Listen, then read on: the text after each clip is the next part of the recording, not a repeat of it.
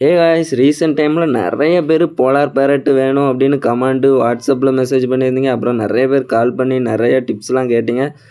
ரொம்பவே சந்தோஷமாக இருக்குது. ஏன்னா நம்ம சேனலுக்கு இவ்வளோ சப்போர்ட் பண்ணுறீங்க. அதுவும் இல்லாமல் நிறைய பேர் என்கிட்ட கேட்குறது போலார் பேரட் ப்ரீடிங் பேர் தான் வேணும் அப்படின்னு.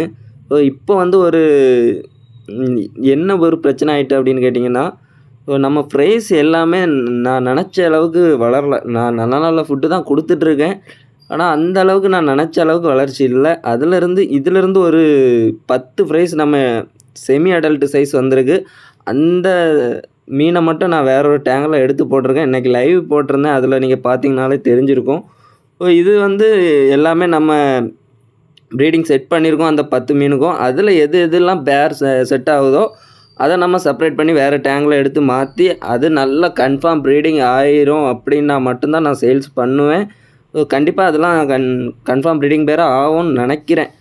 சரியா? ஏன்னா நம்ம கஸ்டமர் எல்லாருமே என்கிட்ட நிறையா பேர் வாங்கி போலார் பேரட்டு ப்ரீடிங் பண்ணியிருக்கீங்க. ஸோ அவங்க யாராவது இந்த வீடியோ பார்த்தீங்கன்னா மறக்காமல் உங்கள் ஃபீட்பேக் இந்த கமெண்டில் கொடுங்க. ஸோ என்ன பார்த்து வாங்குறவங்களுக்கு ரொம்ப யூஸ்ஃபுல்லாக இருக்கும். நெக்ஸ்ட் ஒரு வீடியோவில் பார்க்கலாம்.